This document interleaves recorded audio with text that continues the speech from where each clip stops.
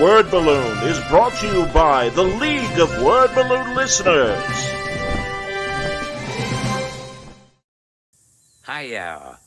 Yeah. Podcast host. This is Jamie Farr from the TV series MASH.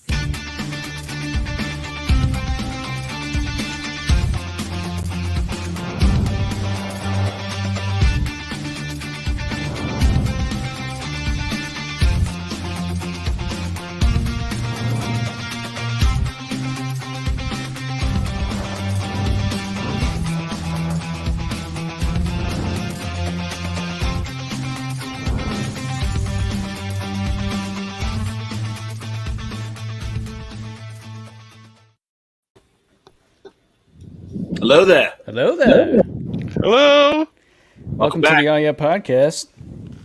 Absolutely. Episode 3482. We should just go to Roman numerals at this point. Aye. And Art Baltazar will not make it tonight because the tooth hurts. Oh man, Sir. Yeah, man. He had an adverse reaction to narcotics. They tried to knock him out, and it caused him to tremor like Bruce Banner in the midst of a Hulk change. Yeah, he hulked out, it sounds like. It didn't work. They tried to numb him up, and it wasn't effective. That's how powerful he is. does anything? No brain, no does effect. art? Yeah, does art or anything? Sorry, I have paint all over my hands. Does art or any? Is he affected normally by anything? Like, does anything happen to him normally ever? I don't think. Because we've seen his reaction to bad movies. He loves them. Yeah, that's true. So I think you're right. It's true. And Barbara, you know what happened with him and Barbara? Oh, Walters or Streisand? either one. Or was there another Barbara that I'm not thinking of? I'm sure. We were passing along in the chat the other day. How was everybody? How's everybody doing? Barbara Streisand Superman album cover and video of her prancing around in the Superman T-shirt. Very cute. Yeah, I had to leave that conversation because I had to go. Well, I had to go do something. All right. Greetings, Anthony. Hello there, Anthony. Welcome. Before we get program. started, I'd like to let everyone know that I've been listening to old episodes of the Oh Yeah podcast at work. Why? And my coworkers are looking at me because I'm laughing throughout the day. And one of the things that got me laughing the other day was Art and Franco were talking in 2016. They were talking about comic conventions. And there's a certain guy there that goes sleeveless sometimes, and he sells a lot of prints. And of course, Artie made it weird because he said, "You know what? I just like to get some butter and just slather butter on his arm, sir." And Franco and I were dying laughing about it. And then I think someone was like, "Well, why?" And he goes, "I don't know. I just want to see how it looks," or something like that. So, guys, clearly I've been rocking the garage way too hard because Scoot was telling me about a pod the other night. And I did not even remember what we talked about, and I was crying laughing. I'm like, and honestly, guys, like, put your mind to it, because what I want to do is I really want to promote the fact that we're going to be at C2E2. Hold on one second. Wait, we are? Yeah. There it is. Breaking news. Looks like I'm not going to make it, but C3PO might be there, according to the picture. Mm-hmm. Oh, my. Oh, dear. But yeah. So when did this live thing happen? Or is that for sure that we're doing this? It's a sure thing. That is a guaranteed, certified, official sure thing. Well, let me ask this: Is it officially sanctioned? I mean, C2E2's said yes. We're gonna allow you to do this. They're gonna allow it. They are officially allowing it. Do they know what they're getting into? Absolutely not. Okay. Yeah, that's what I was telling Johnny and Skoke, I think separately, Franco, this week. When I was listening to these old pods, they reminded me, because of certain current events that pop up, of some conversations that happened during the pods that Johnny later had to edit out whole chunks of things because it probably would have got the pod shut down. So Did I that's tell another you, reason. Franco, we'll talk off the air. I did not remember this, and I'm like, It's the thing I was telling you about, Skoke. Remember that? I remember some things, and us going, I don't think we should put that out. Yeah, I know that there's a couple of pods we never aired. I know that. Yep. Yeah, that's why all the more reason to come to this live C2E2 pod if you can make it, because Johnny can't edit anything out. It's true. Man. Very true. The lost So tapes you don't know. are floating Yeah, around. never. out there. Yeah, you don't know. You don't know what we're gonna say. I want to acknowledge. Big fan of the show, everybody. It's the great Alex Saviuk, the Hey, wonderful Alex. Hello Spider-Man there. and Marvel and DC artist and Phantom over the years, and he'll be at Fan Expo next weekend. I just found out. I had no idea. I was just telling Skoke off the air. I will be moderating Brian Bendis's panel at Fan Expo Saturday at 5 p.m. I guess. Yeah. So I saw that. I saw that on Twitter. How about that? How about that? How about that? Hello there. Hello And then there. Johnny, you and I are going to be in at Terrificon together. Indeed. And, That's at the end of July, the last weekend of July, Mohegan Sun. and then right after that, we're going to be at C2E2 for this. Oh. We're going to do this. But before that, I'm going to be in San Diego. So come. What's say hi. your booth again? Small press. I don't know. Something. It's the same Well, he's in spot. the small press row. Everybody, it's always on the way to the bathroom, which is good. Yep. That's good foot traffic. Mm-hmm. I'll be right back. I gotta pee, but then I'm coming back. I swear to God. I cannot tell you how many people say that to us when they come to the table. Yeah. They're like, "Oh, you're here. Hold on. I got to go pee. I'll be right back." Hey, Alex is going to be at Terrificon as well. That's great, man. Oh, awesome. I'm excited. Alex, truly one of my favorite people in the business. That I I like that guy. I'm a very fan. early on in Word Balloon's age, so he's a good dude. I like that We guy. love him. Hey, everybody should be aware if you ever want to buy Spider-Man daily strips or the Sunday features. That's the guy. Alex. Alex is one of the artists on that, along with Stan Lee and his brother. Yeah, those are fun. I miss them.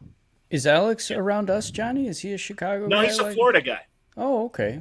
but he comes to Chicago all the time. Our dear mutual friend Doug introduced us, and He Doug. comes to Chicago over by there. over by there. We're by there. Nice, hey, nice. Doug. My wife, Debbie, What which are I you love drawing, on Franco? Strange New Worlds. They named an entity Deborah, and I was telling my wife, Debbie. I'm working on something that I think I bit off a little bit more than I can chew. I'm working on a 25 painting commission of the Invaders. Wow. Wow, I love that. Yeah, and Hopefully I they're promised. small paintings. No, they're. Look at that. Whoa. That's a Yeah. good size. Yeah, And I 25 promised of the person that I would have them by C2E2, but that may not be a thing. I may have lied to that person, but I'm going to try. I got to So do a we'll- painting for someone at C2E2 as well. Yeah. Do you have to do 25 paintings? No? Okay. Then keep it in your pants, Shorty. Shorty. Yeah. Oh That's my new name for you, Shorty. wow, harsh. Have you seen that there was big news today, and that's why I titled this episode "Reboots and Clown Shoes." I know we've done clown shoes before, but reboots and clown shoes. There was big news today that they're rebooting Tony Danza's classic "Who's the Boss" Oh. again. I saw that. Mm-hmm. It's going to be Norman all about- Lear, right? Yeah, all about some. Yeah, Norman Lear's producing, and Samantha is now got a child of her own. And his But they name's go Tony. back and they move back in. I bet it's Tony Jr. Because they moved back in with Dad, aka Tony. So very excited about that. He's got his hair back. He's been growing the hair out again. Samantha's got a kid, and it's Tony's kid? I don't know how that works exactly. Hey, isn't wait? So like, is she like a love interest? No, it's your daughter, Tony. So What you're show my is this again? daughter. So you're my daughter, but you have my kid. So that's your brother, who's my kid, but related to you. That sounds like a good show, you see. Remember that Josh Groban, the singer, and Tony Danza had that Netflix show that only lasted a season, The Good Cop? That you Sure love enough. and you bring up every time you can, but nobody else watches it. I do. And I had forgotten that, in fact, his character's name is Tony. Tony, yeah. And in fact, Josh Groban was Tony Jr., which Oh, boy. I would find that confusing myself, but they said go with it. By the way, we should point out there's a new comic imprint that everyone should be aware of. Hi, this is Tony Danza, and I want to invite you to enjoy my new line of comics, Tony's Comics. They're going to have a ton of really cool stories. Things like Tony, the story of a teenage kid in high school who answers to his name and has crushes on various girls of shades. Then there's Officer Tony, who's taming the streets of an urban city with his guile and good looks. Finally, there's the adventures of Super Tony, a guy that comes to Earth from another planet that suddenly finds himself with superpowers, and he does very cool stuff and helps people.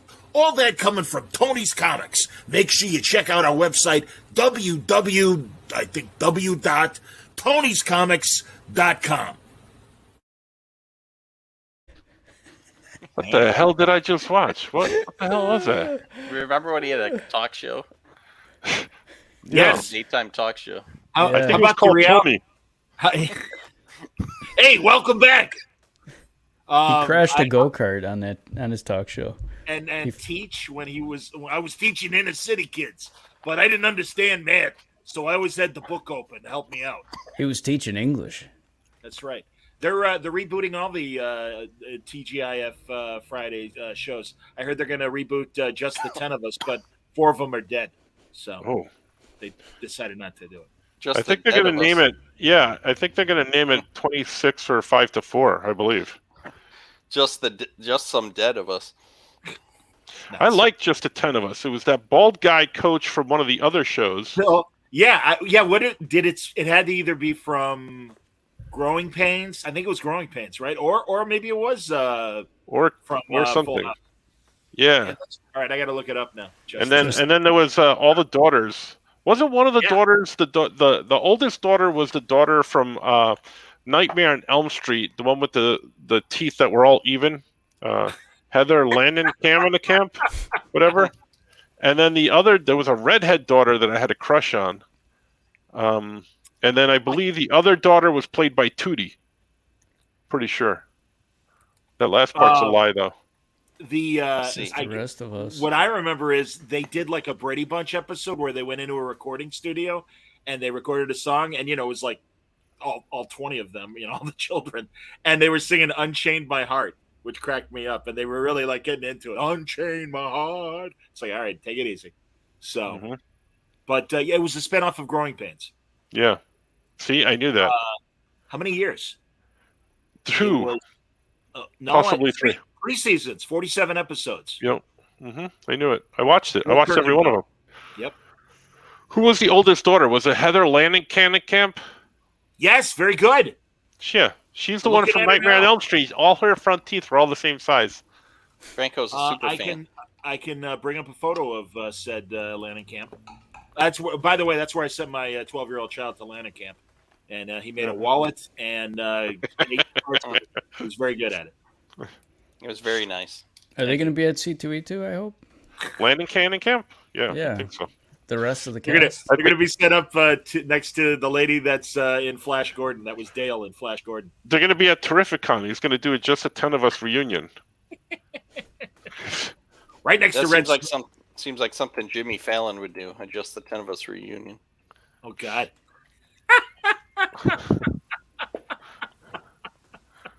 You. All right, hold I think on.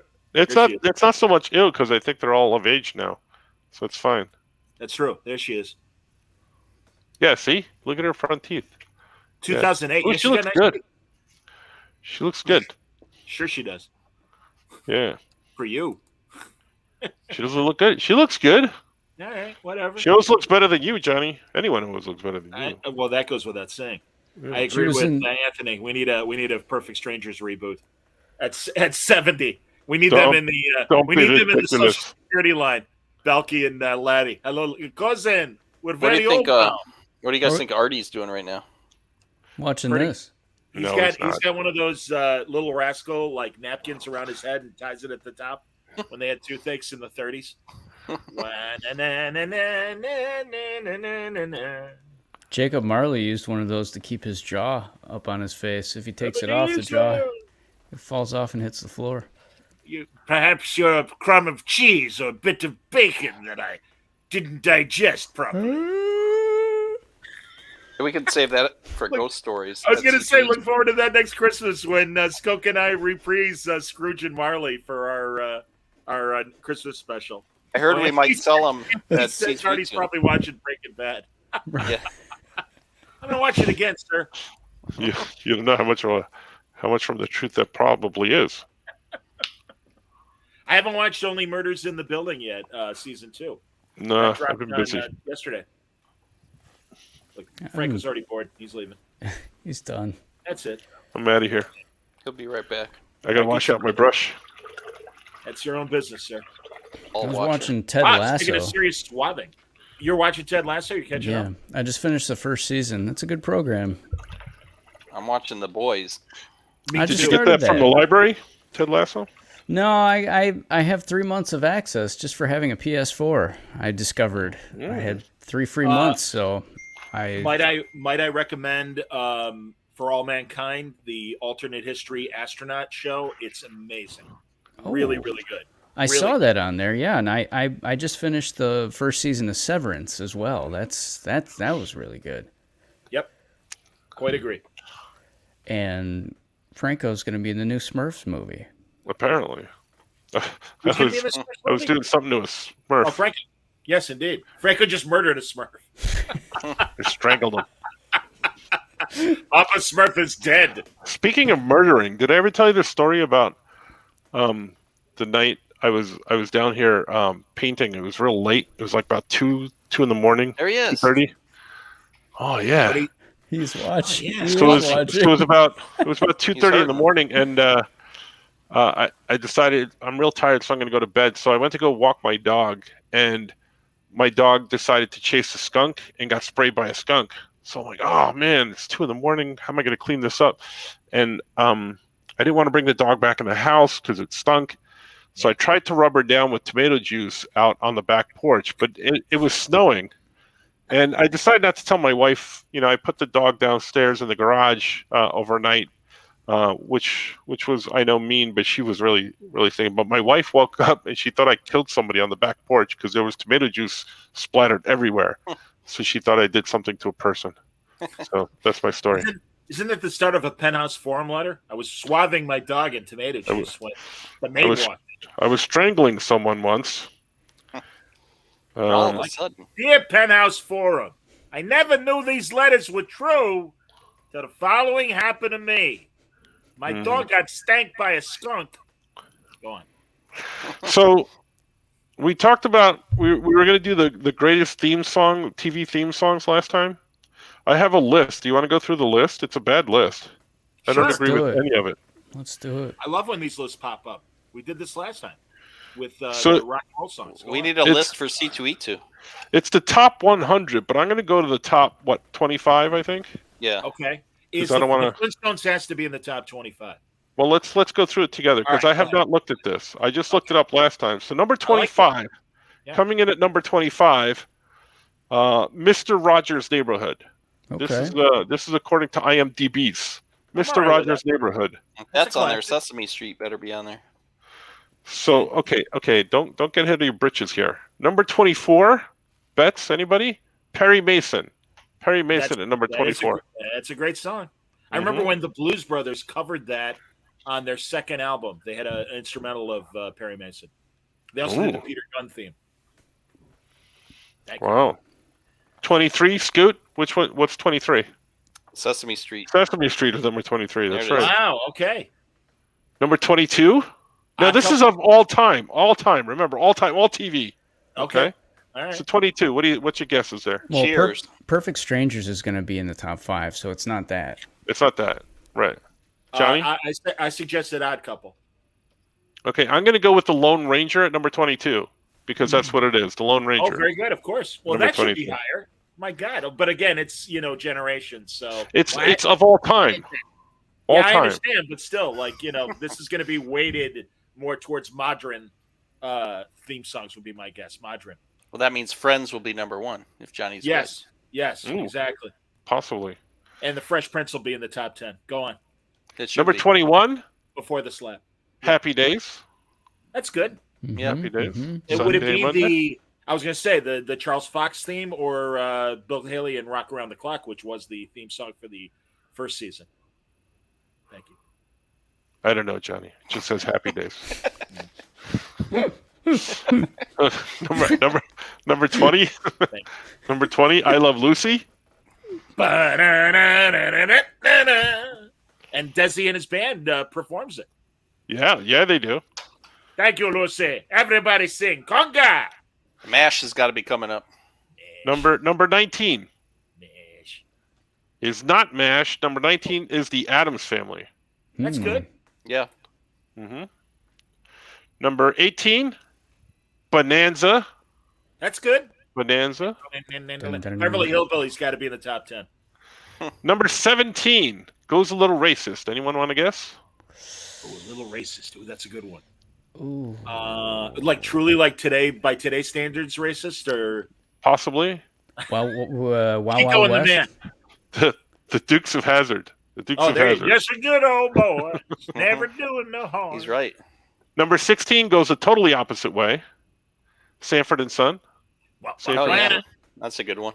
You know the story about? Have you heard that? Like where Red Fox was pissed at a Vegas casino that he was doing the main show, and he comes out for the midnight show, and the band plays what, man. and he comes out and he goes, "Listen, man, nobody told me about a midnight show. I'm not going to do it. I don't care what they pay. The hell with you people." And he walks up to the band, and goes,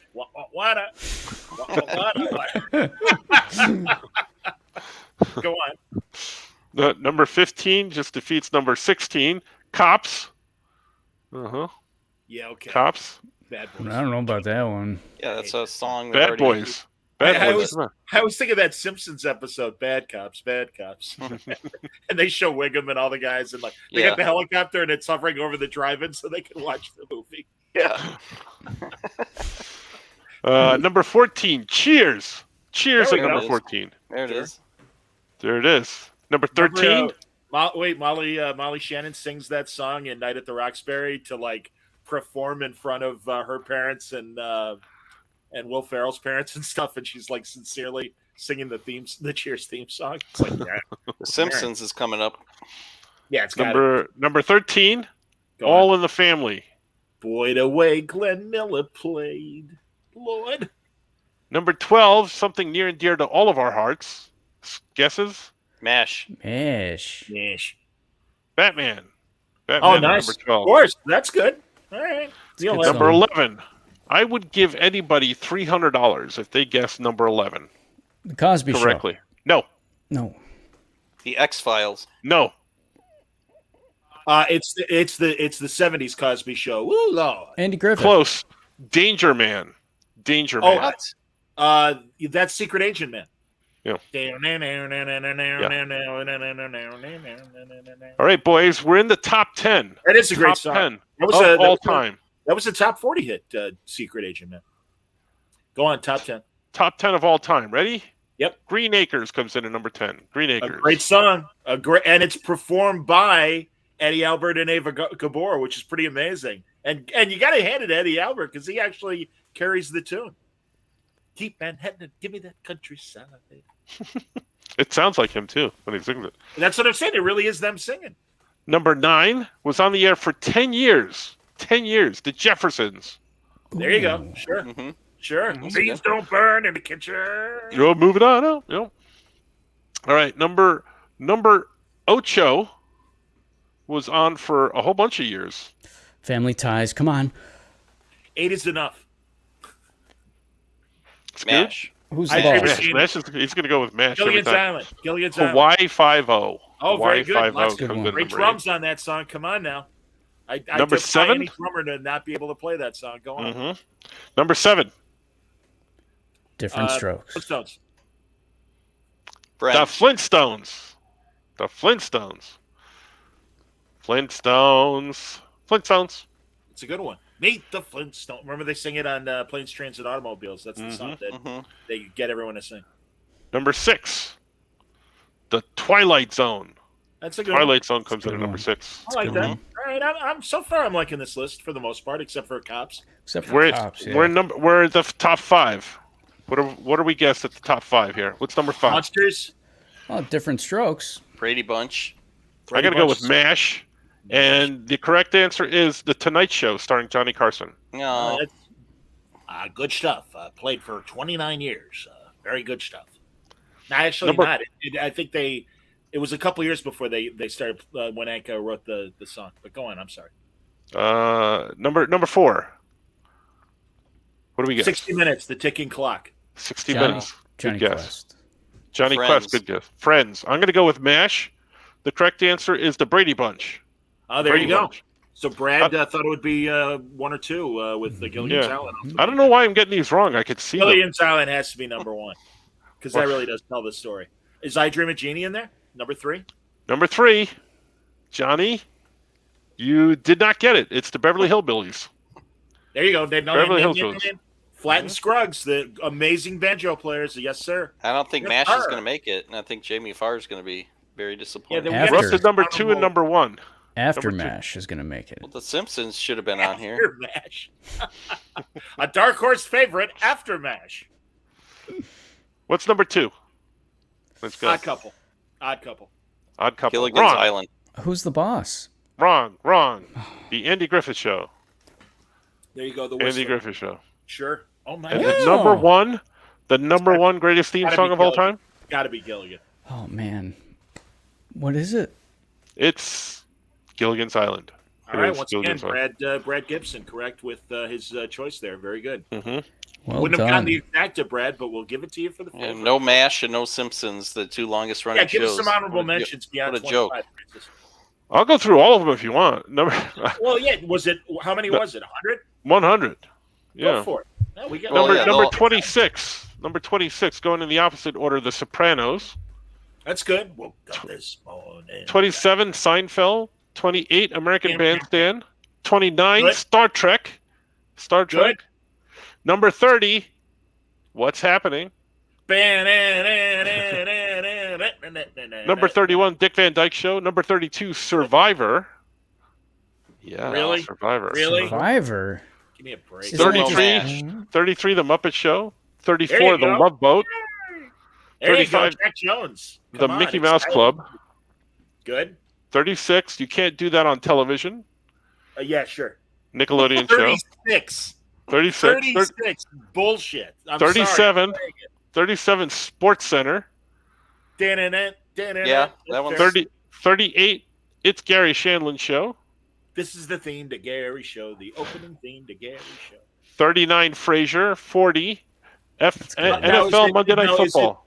Is it the tossed salad and scrambled eggs, or is it the nice jazzy piano at the beginning? No, it's the tossed salad and scrambled eggs. Okay, gotta and then be. you said Monday Night Football. Dun, dun, dun, dun. Uh-huh. Tonight, the 41, Giants of New York face the Saints of New Orleans. Face Johnny's favorite team, the Minnesota Vikings. That's true. Where's my card? Let's see that card. No, I'll find it. I bet it's still on the table. Stand by. It's laying in the ground in the background. Exactly. Right It's next to the glove. Yeah. It looks like Thor. All right, no, I actually cleaned my table. It's not on the table. All right. I'm going to keep going. 41, Drew Carey Show. 42, I like The that. Partridge Family. I like that. 43, Married with Children. Okay. 44, Love it. That 70s Show. Okay. Coming in at a respectable number 45. Anyone? MASH. That's right. The Jimmy Kimmel Live theme. What? Again, Did they forget that Yeah, MASH sure. existed on this Sure. list, or what? Yeah, really. Where the hell's Mash? 46, The Yes. Jetsons. 47, The Monkees. 48, 60 Wait a minute. Minutes. Jimmy Kimmel Live beat the Monkees. Yeah. This is what I'm and saying. Really, everything else between 45 and I would say at least the top 10. Okay. Yeah, it just was like a huge pop hit, but sure. Mhm. Who Not put the this monkey. list together? Bieber? Jimmy Kimmel Live and IMDb's. Pops are better than The that. IMDb's Oh, did. man. Go on. Number Latino 48, Review. 60 Minutes. You see, I Number knew- 4, number 49, The Benny Hill Show. coming Yakety Coming in sax. at number 50, Johnny. You'll never guess what came in at number 50. I'll never guess. Can you Get a name it? Life. Get a Life, Oh, starring oh, Chris oh. Elliott. Well, that was Stand, the REM song. So, I mean, I don't think people associate Stand with Get a Life, but whatever. Again, 90s nostalgia. 51, The Electric Company. That's good. The Electric Company. 52, WKRP in Cincinnati. That's a Hey, good is one. Zoom on the list? We're gonna zoom. 53, SpongeBob SquarePants. Okay, but again, 54. What did you just say, Johnny? 54 was what? Zoom. No, that's MASH. 54 was Oh, MASH. Come on. There it Nice. is. Wait a minute. I think we have a comment from one of our favorite people about that. Hiya. Yeah. Podcast host. This is Jamie Farr from the TV series MASH. He Jamie. came in at 54. Yeah. 55, The Munsters. Not as popular as Nice. Jimmy Kimmel. Now again, Munster should be higher than 55. Go on. 56, Fresh Prince of Bel-Air. Yeah. See, I knew that was going to be there. 57, Again, would have been higher if it wasn't for the slap. Way to go, Will. 57, Barney Miller. Great 58. song. I love that. That's one of the greatest bass lines. Yeah. Oh my god! Dum-dum-dum. Yeah. And then, How about- and then you get the hi hat. Welcome back, Cotter. That's got to be in there. Come on. Speaking you're of right. which, number 58, Skoke, is The Honeymooners. Oh, there. 59 I is composed that music, my pal. 59 is I Dream of Jeannie. Damn, Number that should 60. be higher. Go on. Mr. Ed. That should be higher as well. Come on. A horse is a horse. 61, Welcome Back, Cotter, Skoke, just for you. Ooh. There you Where's go. Friends? Julie, you ever hear about my Uncle Horatio Carter? I'm going to go play poker for an hour. 62, King of the Hill, I'll tell you what. That's another good song. Damn. But that's ahead of The Simpsons. Okay. Yeah, what the hell? 63, Speed Racer. Classic. Come on. 64, Bob Newhart Show. What I love about the Speed Racer one is I don't even like because I know in Japanese it's Maka Gogo is the chorus, but I do like he'll be chasing after someone. It's like okay, great line, fantastic line, well done, translators. 65 is the Patty Duke Show. Identical cousins, come on, meet Patty, who's been most everywhere, from something else and something square. Or no, that was Kathy. Kathy's 66 is Bewitched. classic. Patty likes to rock and roll. A hot dog makes her lose control. What a crazy pair. I'm still on Patty Duke. Laverne and Shirley's got to be in there. Yes, Slamil Slamazel. Come on. 67 coming in with a second in the top 100. A second song, The Man Show, with Adam Carolla and Jimmy Kimmel. I mean, how's that even? Listen, I love the Man Show. It's very, very funny. No way in hell would they make that show today. Jimmy Kimmel, he has 2 spots on the top 100 list. Yeah, so. what the hell, man? Did he make this list? Exactly. I think so. I think he did. It was made by IMDb and Jimmy Kimmel. There it is. Scoot, there's the card. Got it. There's the Vikings card. I'm a Bears fan, but I got this. I like Vikings the logo. shirt. I'm sorry. I like it. It's like having a Thor. That's why I carry my Thor card. Don't I'm an leave home Ohio without State it. fan, but I got this Michigan card. Can't help it. It's my loyalty to what's his face? Who was the quarterback? Frank Tarkington. Yeah. Let's see. Any 68. quarterback named Fran has my vote. Go on, Fran. 68, Pee-wee's Playhouse. Ooh, yeah. Yeah, that's a good one. 69, Taxi. Should Number be higher. 70, which I think should be higher, is Hill Street Blues. I don't know if you knew this, but the actual title of Taxi is Angela's song. Tony. It's true. Hill Street Blues. That's a Hill great Street song. Blues. Man, Hill Mike, Street, man, Hill you Street, Mike Hill Post. Street, Hill Street Blues. Yeah. Yeah, Mike I don't know Post what the wrote Man that. Show theme is off the top Where's of my head. Greatest American Hero? Where's the Rockford Files? Where's Magnum? All Or these Simpsons. great Mike Post. The Yeah, but Simpsons. I'm saying specifically Mike Post, the composer. Mhm. He didn't compose the Simpsons. Number Danny 71, Elfman did. This bum, Danny Elfman. Scooby-Doo, Where Are You? Oh, you're Yeah. right. Danny Elfman did do it. Scooby Doo's a great song. 72, Knight Rider. Dun, dun, dun, dun, dun, dun. Pretty good. 73, usually these shows were on back-to-back. Number 73, The A-Team. Nice. The A-Team. That's good. 74, Skoke. Come on. You can $6 guess. million man. The Don Knotts Variety Hour. The Nice. Cosby Show, don't you know? Now you see, I Ah. made a TV show in the 80s that now has been canceled, but they still show it, you see. It used to be higher. It's still it's still on the list. Da, da, da. Number 75, The Mary Tyler Moore Show. That's a good one. Number Love is all 76, around. Police Squad. I can't remember the theme to Police Squad. Da, da, da, da, da, There it is. da, That's da, right. da, da, da. That was a good one. Number 77, one of my personal favorites, The Rockford Files. There you go. Winning. Mhm. This is Jim Rockford. Leave your message at the beep. I'll get back. 78, Dallas. That's a good one. That's a good one. 79, number 2 for this person. It's the second time showing up on this list. Must be Mike Fat Tyson. Albert and the Cosby Kids. Wow. Hey. Classic. Dumb Donald, you see. And old Weird Harold. We used to get together and make a special bunch for the kids after the prom, you see. Dumb Donald became president, you see. That's right. Old Weird Harold is my Secretary of the Interior. A lot of people like the Cosby Kids. They don't care about what they say about. A lot of people said very bad things about Bill Cosby. Turns out Dumb Donald, not so dumb. Not so dumb. Nice. Number 80, Monty Python's Flying Circus. That's good. I don't know that one. That's the classical music. That's a good one. Number 81, Laverne and Shirley. There you go, Skook. There it 3, is. 4, 5, 6, 7, 8. That should be Hello. higher. Number 82, The X-Files. It's pretty good. Hey, I said That's a that good one one. earlier. That's a good Number one. 83, The Kids in the Hall. I love that song. That's a great twangy guitar, and especially now that they're back. Have you guys watched that on Amazon? No. Oh my God, I those saw guys! just the first episode. fearless. I got to watch the rest. That'll show you exactly what it's indicative of, man. Those guys are fearless. They're Just in think, their 60s, all these songs they're so fearless. far are more well known than the Simpsons theme. Or the cop. Yeah, what the hell are the Simpsons and Cops? Number 84, Go Andy on. Price would be happy with this one, but he'd want it higher. Magnum Magnum. PI. Oh, there you go. Wait a minute. I think I got something on Magnum. Stand by.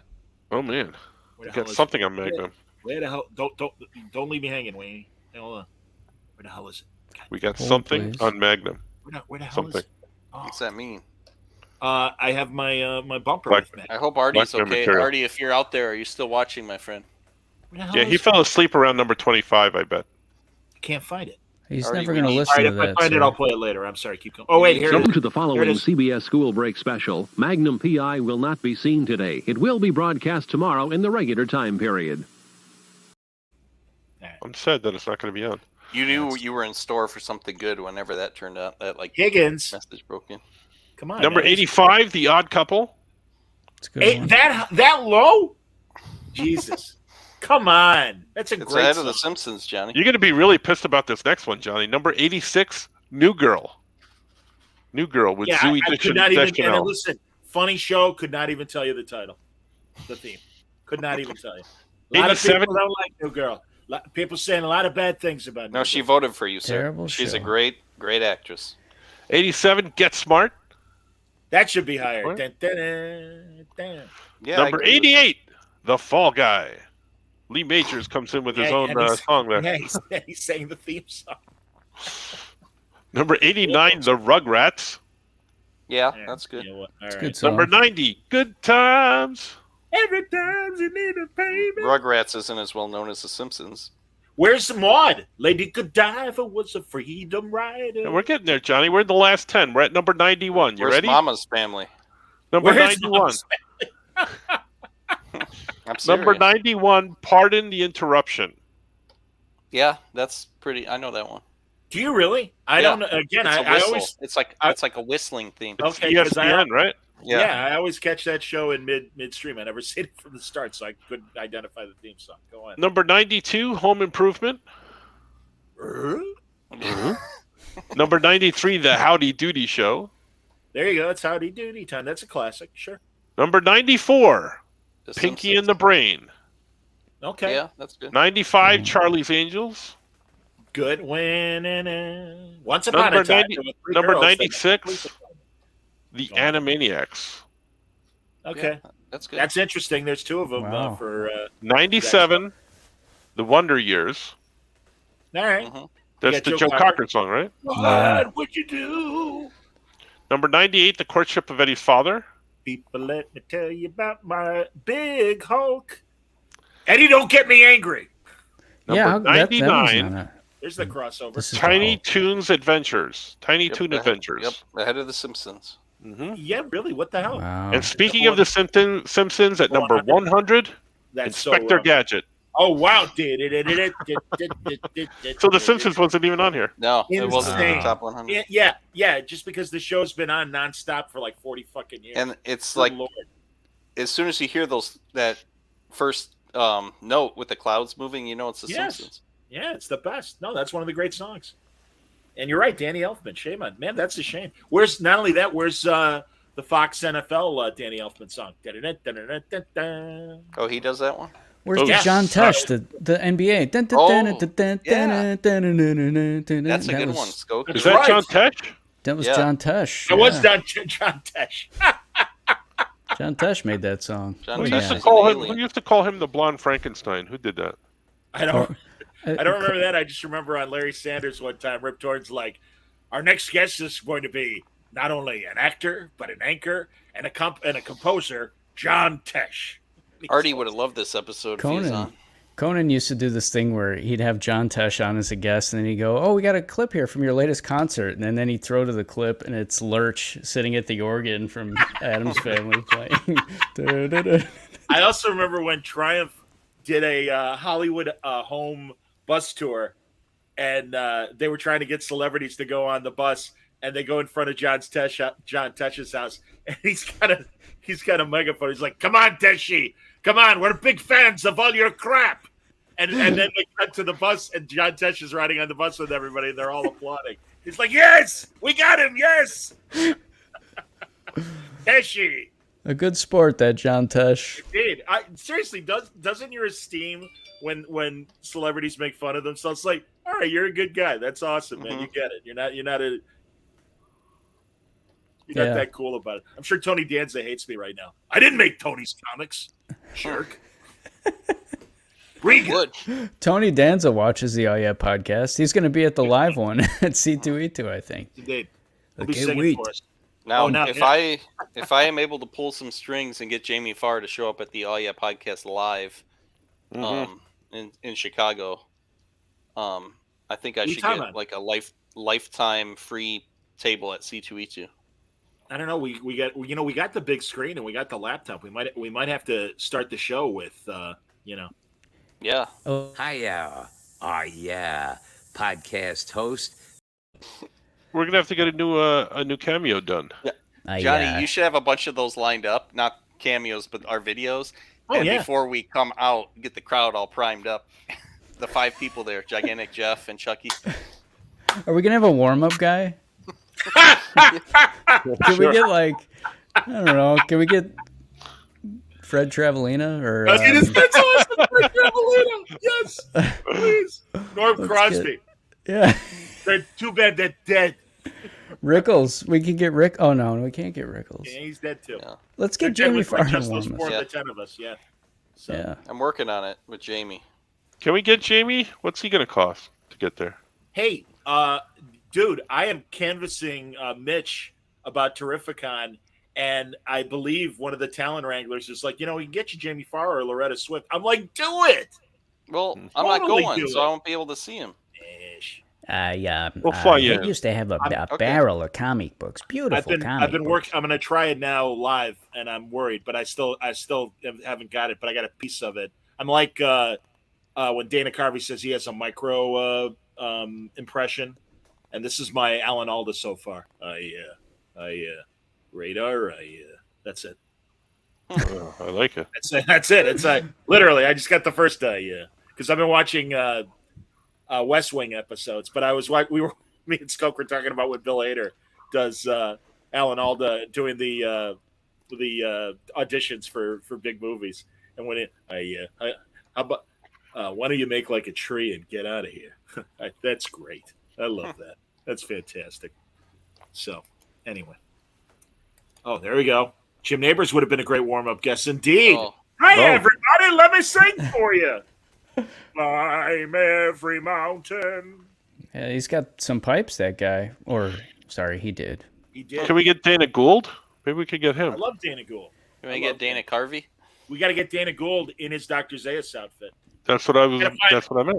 My gorilla mask is like buried in a pile of gloves, or I dig it out and bring it to the the show. That and makes hopefully sense. to ask That's the other thing we got to do. I'll bring a glove and I'll put it on the table before we Good walk idea. out there.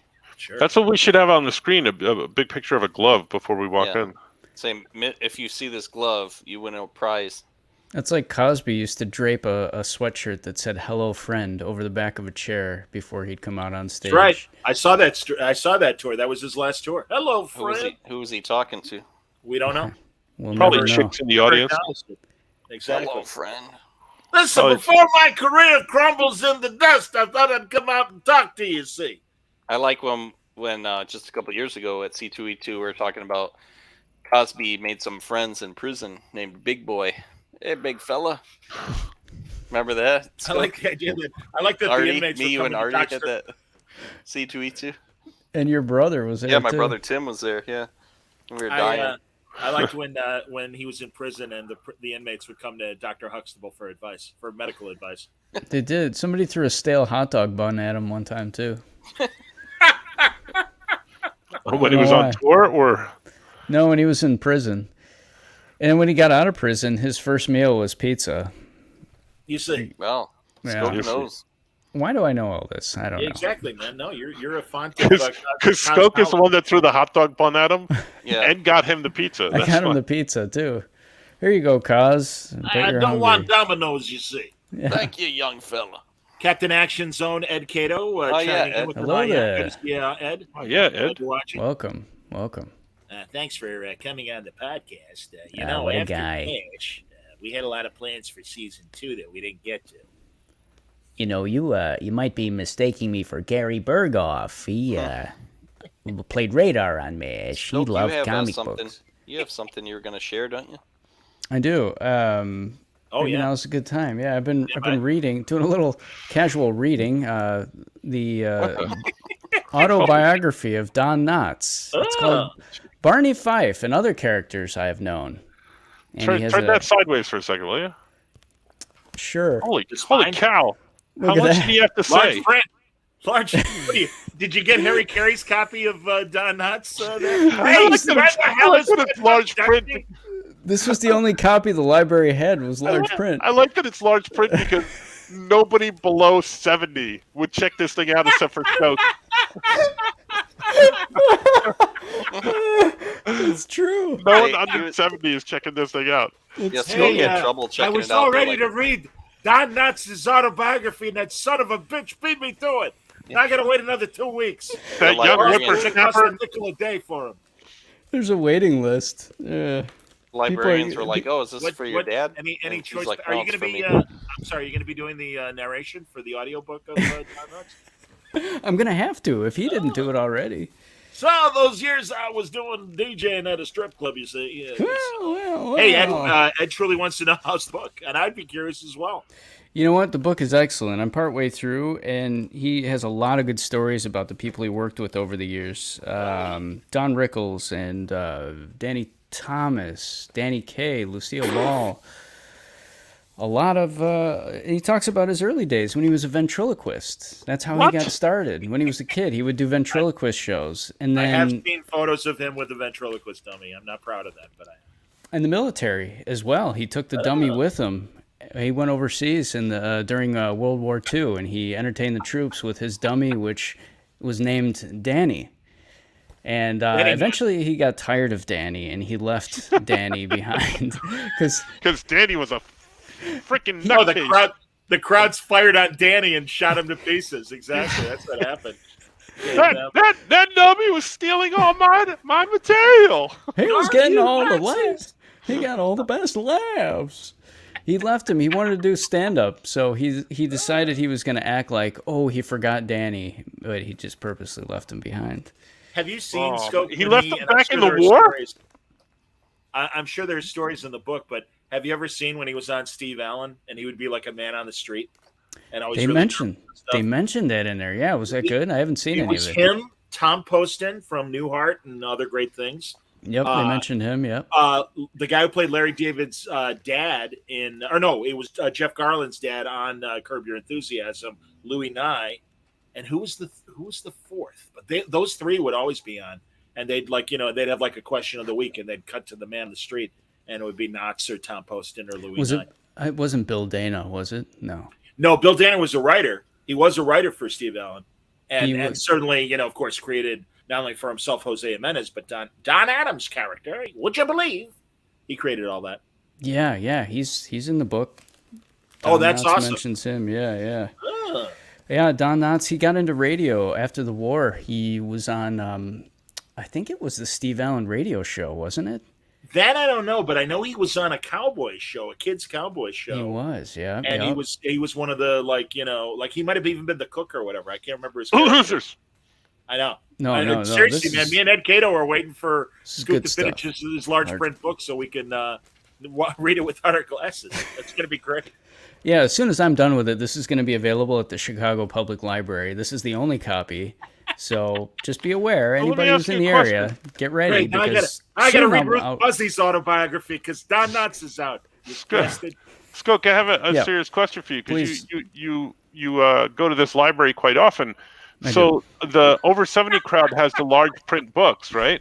So Mm-hmm. for the over 70 crowd, are audiobooks louder?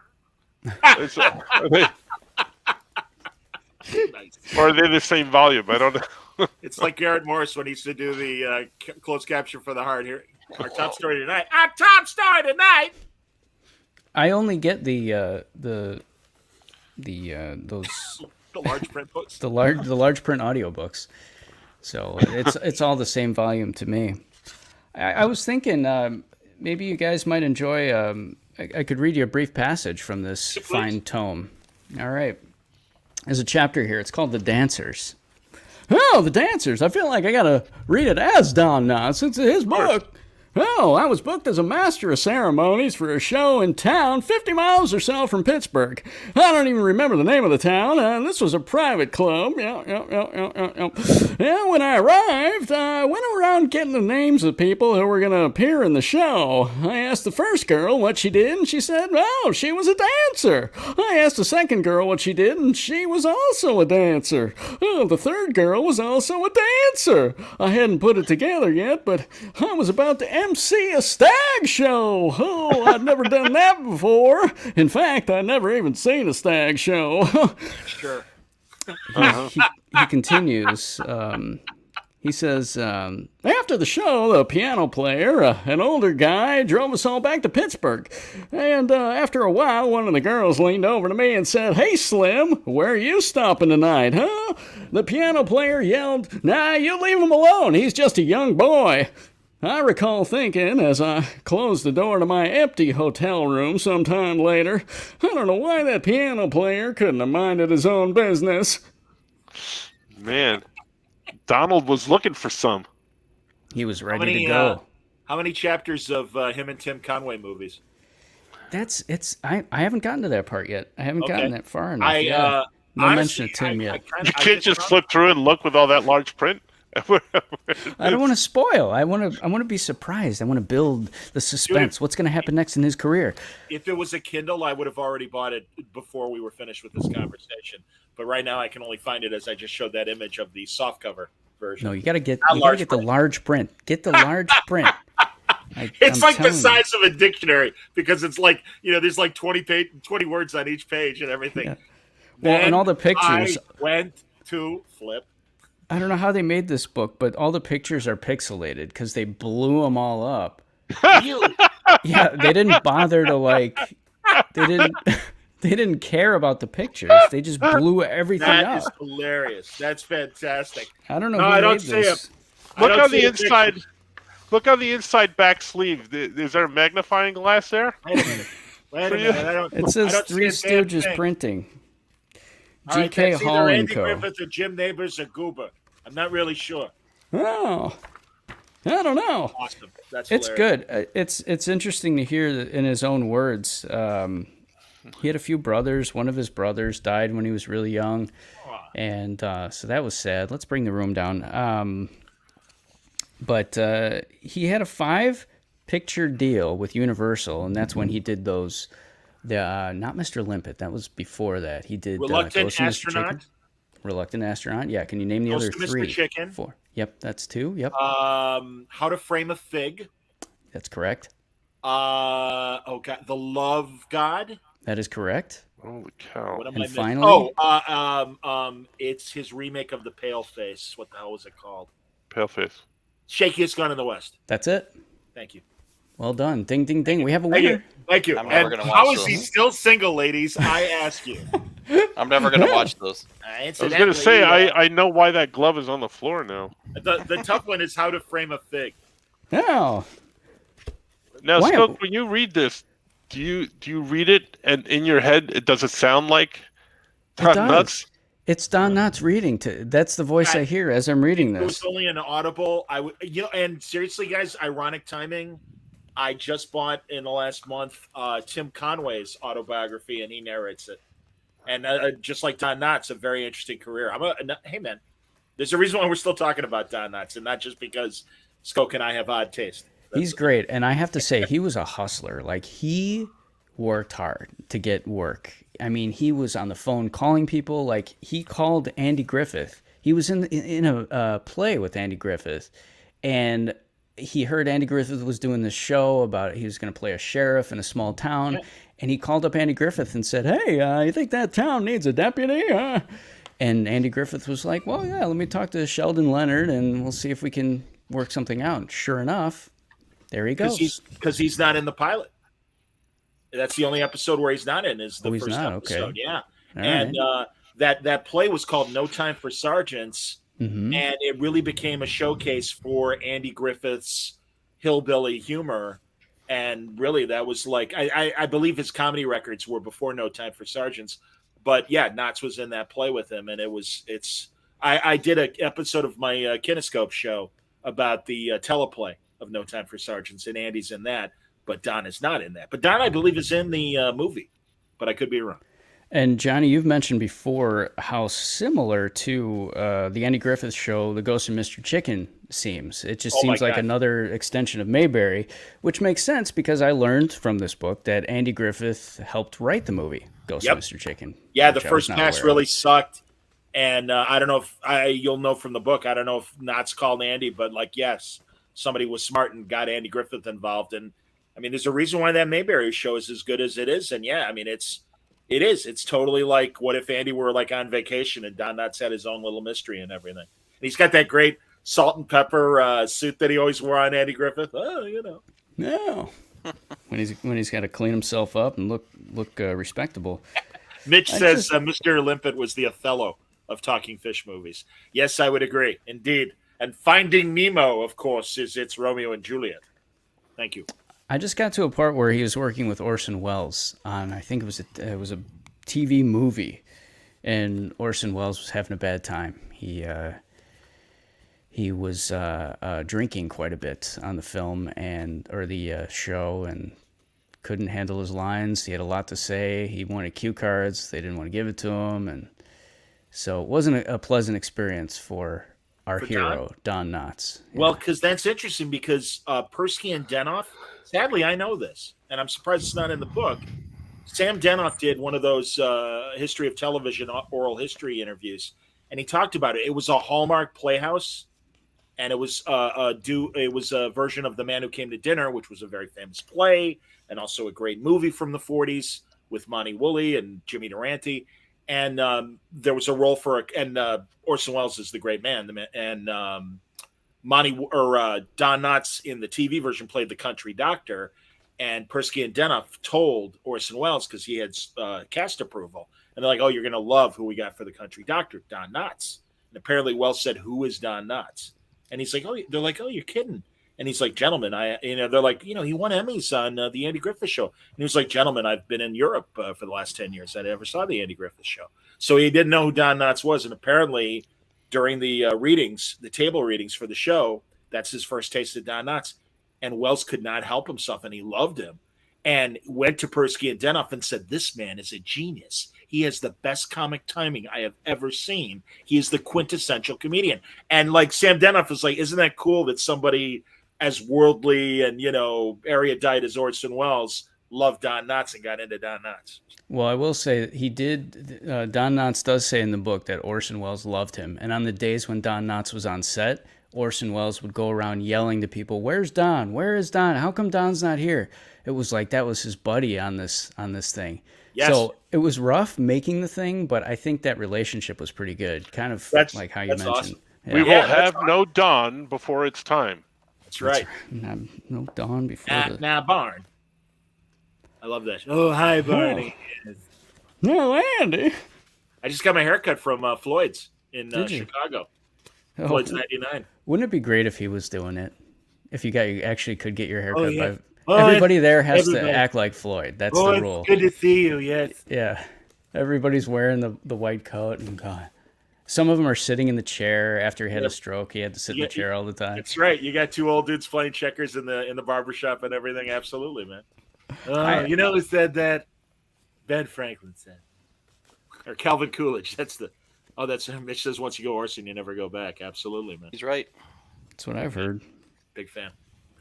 Anyway, that's stuff.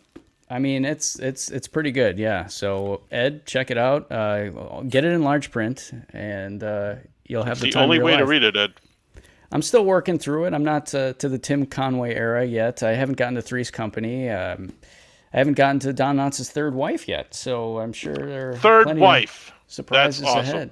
Yeah. I went to the same college as Good for Tim Don. Conway. Did you really? Yeah, What Bowling was it Green called? State Tim Conway? University. Yeah, yep. Cool. Bowling Green State University. He's one of the in the like alumni hall, and also Oral Hershiser went to Bowling Green State University. Oh, yes. And Scott That was Hamilton. a fine Dodger pitcher. Go on. And Scott Hamilton, the ice skater too. Oh wow. Yeah, he grew up there. Bowling Green, just 20 minutes south of Toledo. Hey. Gosh. Is there a Jamie Farr wing of Bowling Green? No, because University of Toledo's our rival, so UT. I don't think they like him. Yeah, What's the mascot for the University of Toledo? the Rockets. The fighting garbage trucks. What Yeah. now? The Rockets? Yeah, the Rockets. All right. yeah. Incidentally, the Rockets. Should have they been the suck. Mud Very- Hens. We were known for our space program here. Yeah, in we Toledo. cheer for the Falcons, Bowling Green Falcons. Tim Conway, fighting Falcons. BGF. Dorf. That's right, Dorf. Langley checking in. How are you, Langley? Good to see Hello you. there. Hello. Hello there. Oh So, my God. yeah. You're killing me. Don Knotts, folks. Everybody, check that out. Come on. So It's who would about play- the time who of would the show play- where we?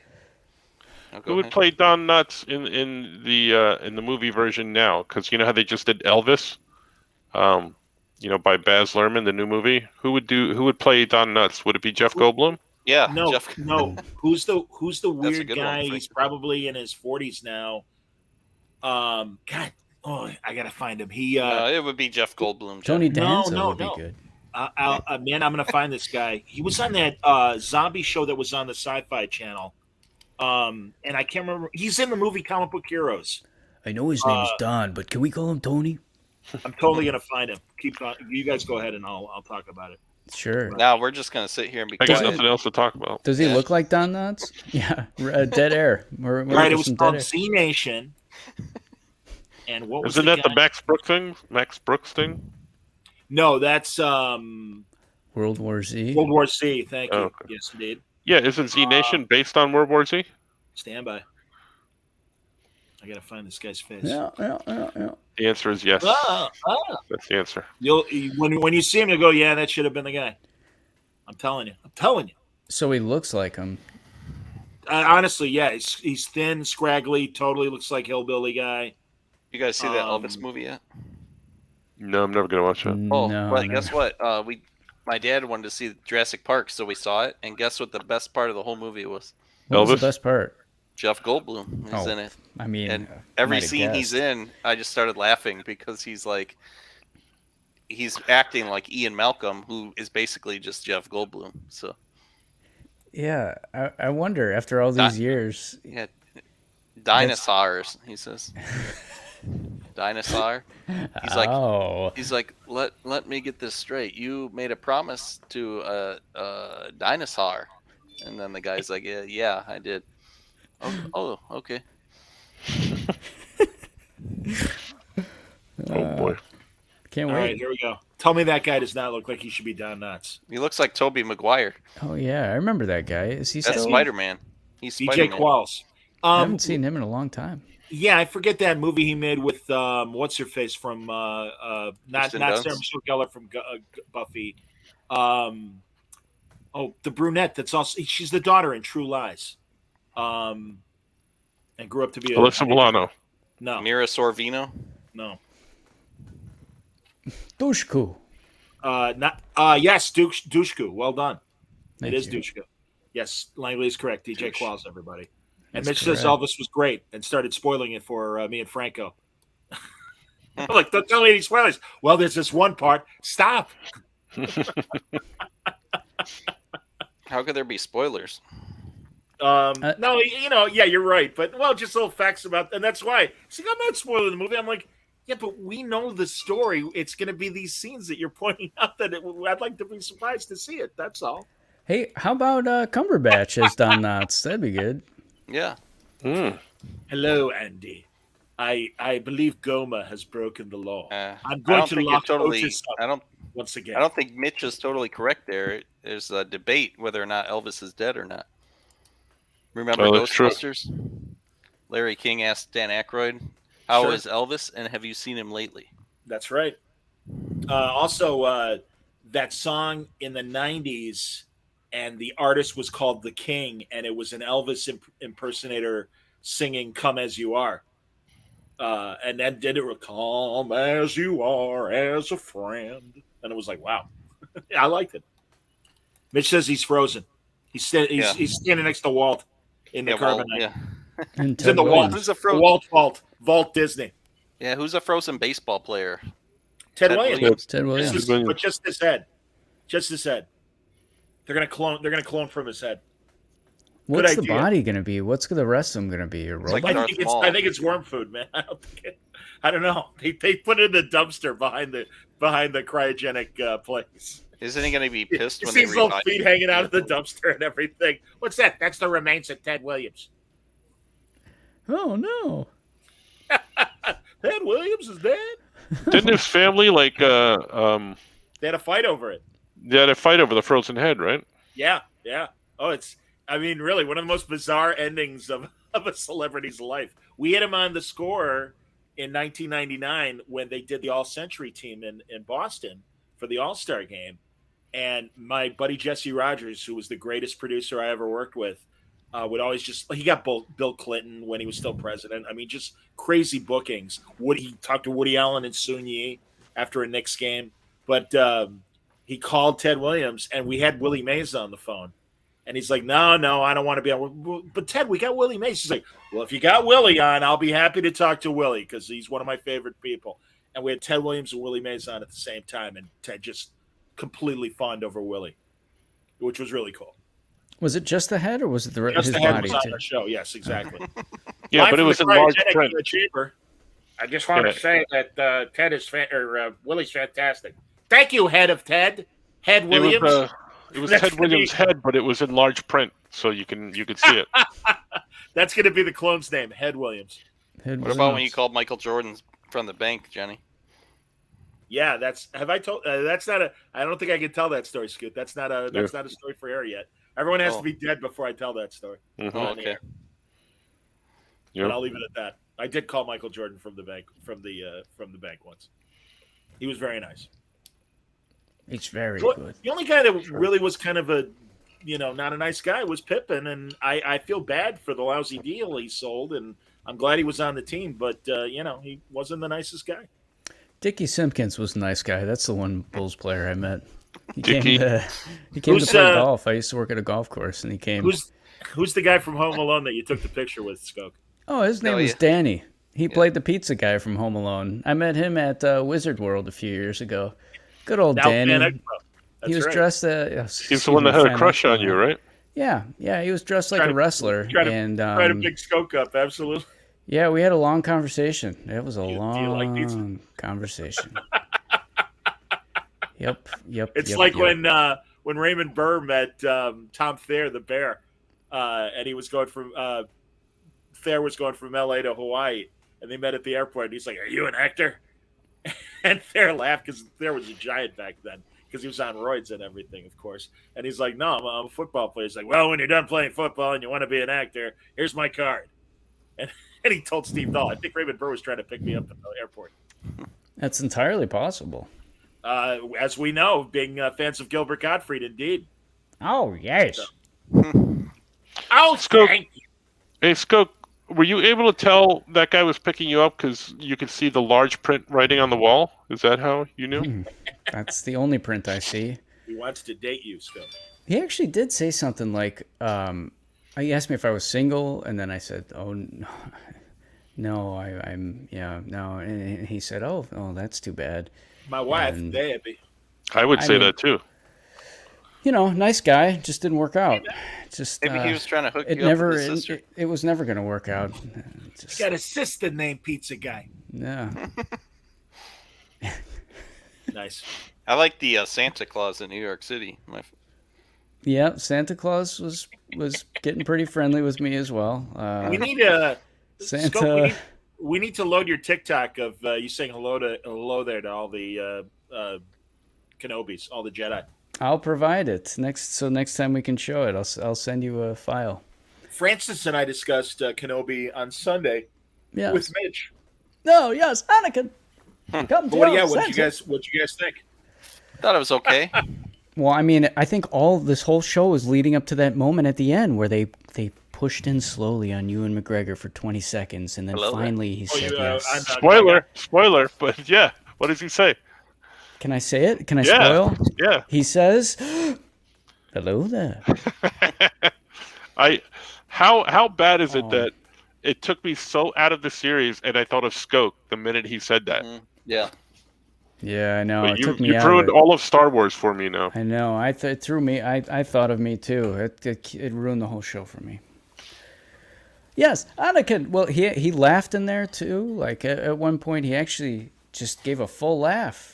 And it was like, wow, he can show some. The closest we got to a laugh from Obi-Wan Kenobi was in the elevator where he said, "Oh, you fell into that nest of Gondarks, Master, and I rescued you, remember?" And he goes, "Oh, yes." Nobody's made me laugh for a long time. Relax, you're sweating. Take a deep breath. Quiet as a tomb. Should have been so many more Anakin Obi-Wan scenes throughout that entire series. Yeah. And you switch from Obi-Wan flashing back about good times with Anakin, and then you do the Vader flashback with Anakin and the sparring. I don't think they had any good times, Johnny. I think he was just always yelling at him. No, when they're in the is that scene you were doing just then? Was that when they're in the elevator? And they're like, I believe I saved you, Master. You know, all that BS. They should have just had that scene with the Gundarks where he's laying in there. That should have opened the series. How about some more elevator scenes? They should have had some more of those. That would have been good. More flashback elevator scenes. Oh, sorry, Master. Could have just been like, I mean, they didn't even have to like have them do a battle or whatever. If they wanted to save money or COVID or whatever, they could have had them talking to each other. There's a thought. Maybe we could have had some more character moments in Obi-Wan Kenobi, as opposed to wasting our time on Little Leia. Yeah, Little Leia. That's my favorite Harvey comic book, next to Little Audrey. Little Leia. They, if I can spoil something again, this spoilers. is the last episode. Spoilers. Close your ears, everyone. Hide your eyes. There's that part at the end where Obi-Wan slashes Vader's helmet, so you can kind of see him in there, and the voice switches. He's going, "You don't know the power of the dark side, Master. Join me. Together we will rule." It kept going back and forth. That was laughing. Yes, I'm like, I don't worry, our tool will save us. Yeah, that was that. I was going to say that fight scene in that last episode was like the best part of the whole series. That last fight scene was really good. I don't know. I liked when anytime he would start cutting up that sushi. That was good stuff. Who knew Obi-Wan's a sushi chef? Yeah, I gotta feed my my weird alien camel with the long nose. anteater. Yeah, the anteater face. Exactly. Good stuff, Master. Yeah, I think that creature passes gas in one of the movies. I believe, if I'm not mistaken, Master. I beat you in that last sparring session until I got mad, Master. Well, If Master Obi-Wan saw me doing this, he'd be very grumpy. Whatever. I don't know. Yeah, it was okay. Yeah. Go on. Yeah. But it should have been better. I know. I was excited by the first couple episodes. I was excited. I'm like, where's this going to go? But then there was like 3 episodes of. Then there was filler. It was just a lot of filler, and I'm like, I don't care about any of these people, any of these refugees. I'm like, I'm sorry that they're going through a tough time, but I don't care about any of these people. I feel bad for Moses Riva. I mean, she's a good actor. I mean, she was great in Queen's Gambit on Netflix and stuff, and they gave her the worst dialogue, and her character kind of doesn't make sense. I don't know.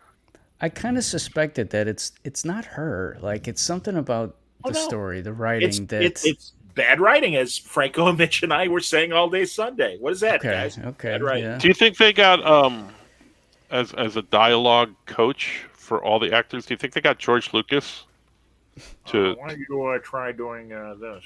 I'll do it again. Because I know that his direction mostly on any movie that he's been on is can you do it slower and faster and yes, still faster. Nothing, no character thoughts at all. Exactly. And more intense, faster and more intense. Faster and more intense, yeah. Faster and more intense. Red Letter Media. I don't know if you guys have ever watched their YouTube reviews. Yep, I watched their review already. Yeah. Their wrap up with the last 2 episodes of Skywalker is very, very funny. I love their stuff. They hammer the hell out of new Star Trek, and they're out of Milwaukee, right? Yeah. No, I'm a big fan. I love their character, Mr. Plinkett, who he does really long for all the movies. Star Wars is rah, rah, rah. It's very, very funny. I ran across a video of Ewan McGregor at Star Wars Celebration. He gets on stage with Hayden Christensen, and the first thing he did was, of course, the hello there. And then there's a pause, and then he goes, Star Wars Celebration! He does it like real loud and high like that. I'm like, there he goes again with the yelling. In my mind, Ewan McGregor's always yelling. My Obi-Wan in my head, he's always yelling, Kathleen, yes. Anakin, come to your senses. Do you remember the movie from the 90s? And I can't remember the name of it, but it's him Jaws? and other young British actors, and they're like, just Jaws young 20-somethings, and they share an apartment, and they get a mysterious guy that Train just Spotting. sits in his room with the lock. Shut up. And he ends up dead. It is like Train Spotting, but it's not Train Spotting. But he ends up dead, and there's like a suitcase of money, and it becomes this very cool, like crazy noir thing. But it starts like a British Friends episode, and like they all kind of crash into this guy's room, like, come on, have a party, and they find him, and he's dead, and there's this suitcase of money. And then it's just, like I said, everyone's like backstabbing to get the money and stuff. I can't remember the name of it, but it was very funny. Can I guess? Can I guess the name?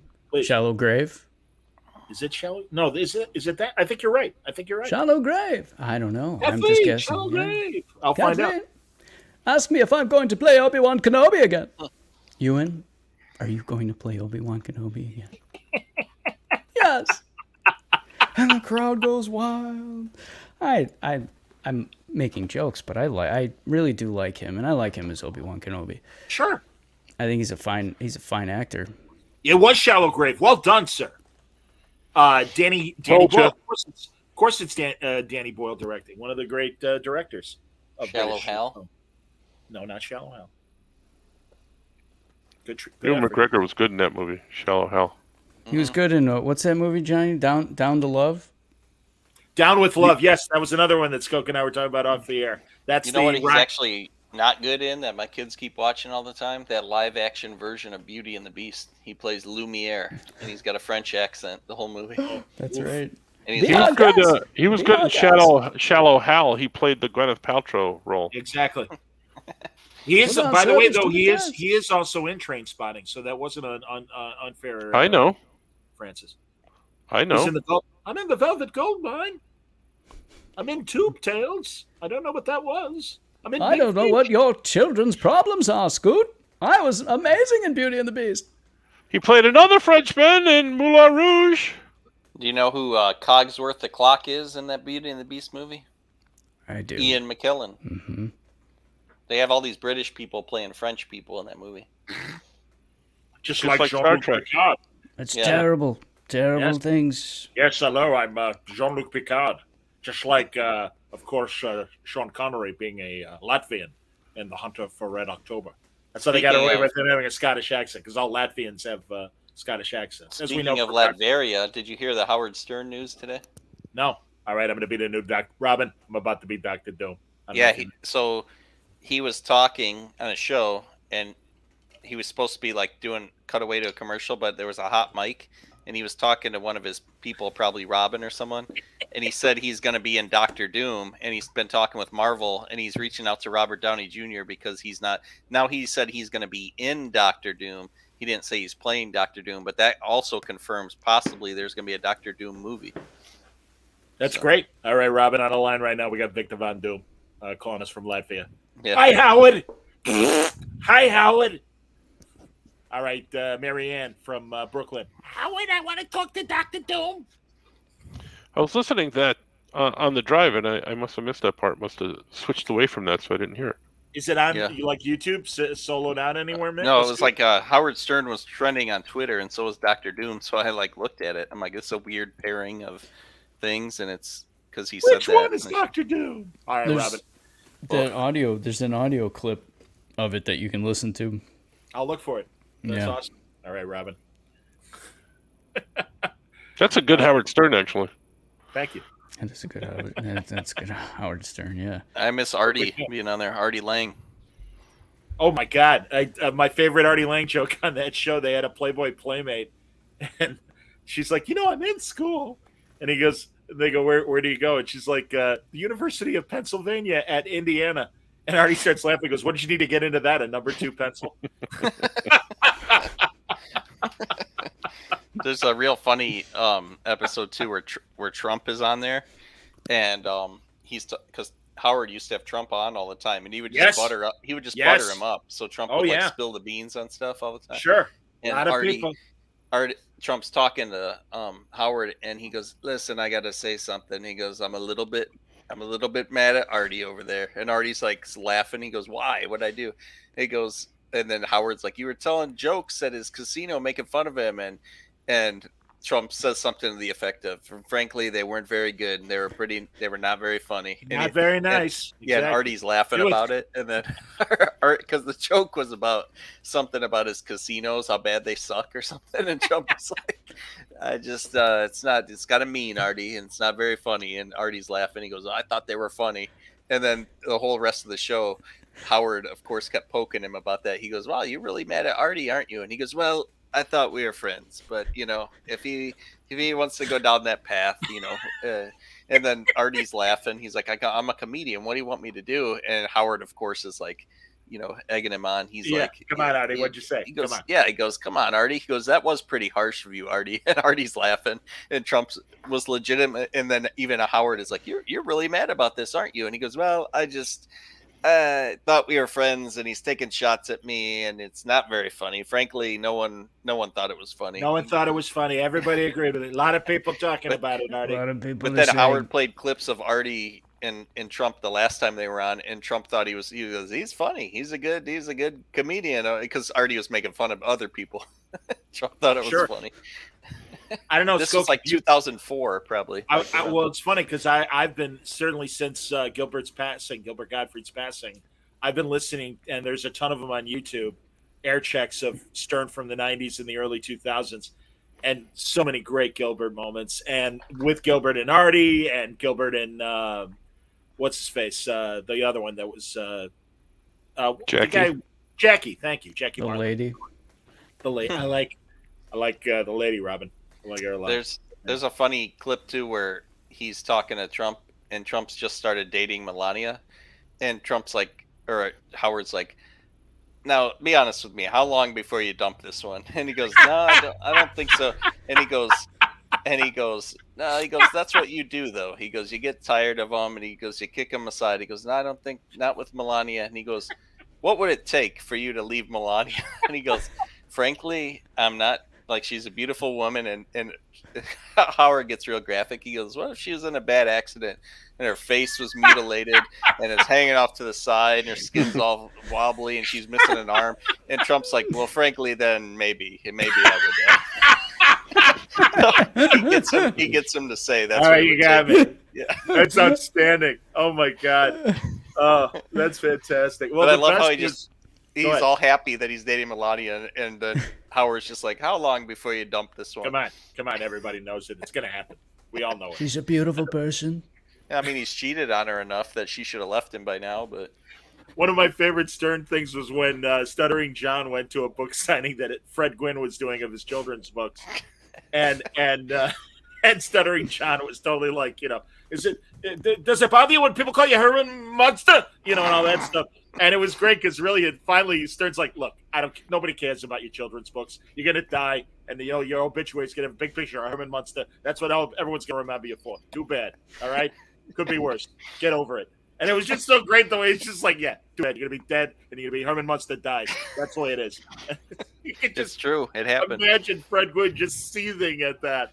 I saw a half-hour Dick Cavett with Fred Gwynn, and he barely mentions the Munsters, and I'm sure he told Kevin, I don't want to talk about that. Lily, Marilyn, Eddie, Herman, for Christ's sake, look at you. Marion? Are you looking forward to the Rob Zombie Monsters reboot movie? I can't. I mean, really, so many people have tried. So many people. John Shuck did that terrible '80s Monsters show. That was really good. tried to be like the. That was Fred actually a Gwynn good show. show. I remember that. Did you like it, truly, Scoop? No, it sucked. Okay. Well, and also Jerry O'Connell, they like in the early 2000s, they did one, and it was kind of like that Fantasy Island reboot. You see, this is good. We're talking about reboots, where they they really try to put a modern spin and have different kind of humor in the same way that Mark Russell did it with the Flintstones comic books for DC, where it was totally off model, not Hanna-Barbera looking at all, but the humor was really good. And I didn't see I think it was called 13 Mockingbird Late. I think that's what the TV show was called with Jerry O'Connell. But I don't know if you can. I mean, I guess, I don't know. Or maybe it'll be dark like that Fantasy Island that they did with the guy from the Ant-Man movies. The Hispanic funny guy. Paul Rudd. No. Yeah, he's not Hispanic. A lot of people are talking about it, but I'm never going to watch that, sir. That's right. Nobody can touch Al Lewis. Terrific, wonderful guy. A lot of cigars. He loved a cigar. He used to come to Mar-a-Lago, didn't he, Don? Oh, he's there every weekend? His granddaughter got married there. Oh, beautiful person. Don, I forgot, Mr. President, were you mad at a Secret Service agent last year? Let's not get into any of that, all right? Exactly. Now, That's just going to send me off on a tangent. I saw Victor Von Doom last weekend. Great leader. I gotta say though, my favorite part of all that was a description of how the aide saw just a broken porcelain plate and ketchup on the wall after he had thrown his lunch. That was his call sign. That's how you know he was in there. It reminded me of Raging Bull when LaMotta upends the table when he's angry at his wife. Yep. All right, that's all. Moving on. Moving on. Moving on. Nothing to see here. Moving on. Let's forget it all. Forget we said anything about it. Now let's talk about Scooby-Doo. James Austin Johnson does a funny bit on like YouTube. Daphne, I like Velma. It's like a 5-minute bit he does. He goes, Forget Scooby about in the that. corner. We need Agents of Slam. That's what we're talking about here. We're only talking about Agents of Slam. I can tell you that. Oh, there it is. The main character these people are terrific. Is, we got Dave Scheid. great Dave kid. Scheid, terrific guy. I'm sorry, Scoot. Like main character, Katie, great kid. Loves What a going on a terrific- vlog. If you love wrestling, you gotta love this book. If you don't love wrestling, you gotta love this book. I'm telling you. Forward by President Donald Trump. Tell you what, Scoot can draw a book like you wouldn't believe. Absolutely. Did you guys listen to that James Austin Johnson do his whole bit on Scooby-Doo as Trump? No. It's on YouTube. It's like 5 minutes long. He's walking down the street in California, and he does a 5-minute bit of Trump talking about Scooby-Doo. And he goes, they call it Scooby-Doo. He goes, quite frankly, Scooby does nothing. He does nothing. He's in the corner the whole time. And everyone else does everything, and he doesn't do. Scooby just doesn't do.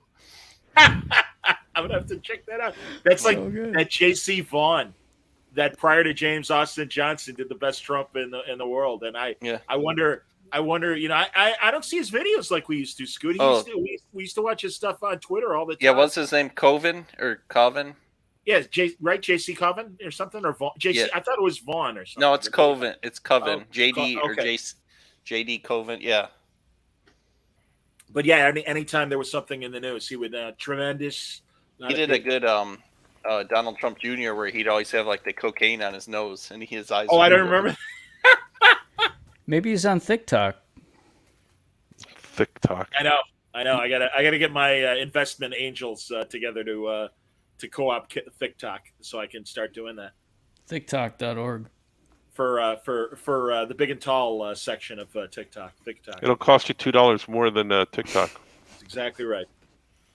And as opposed to Sco talking to people like Obi-Wan, it's me as Porkins going, stay on target. That was funny. While dancing to a Lizzo song. Lizzo. I don't know who that is.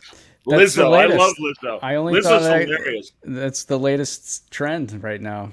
Or, sorry, I might be behind. There might be something. All the kids are talking about Lizzo. Absolutely. Do you get your people love Lizzo. Do you get your trends from the library too?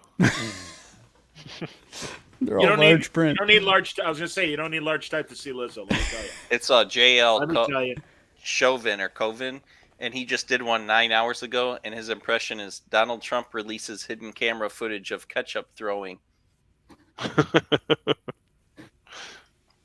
Is that what you sent me to Scoot? This? Yeah, I just posted it in the private chat. I don't know if I can bring it up from the private chat. I don't know how to do it. It had to have been McDonald's. I can copy it and put it in the chat for everybody to see. Stand by. Quarter pounder or something probably hit that wall. It's like 2 minutes long, Johnny. You might just want to watch. Well, it I'm just gonna copy the link. And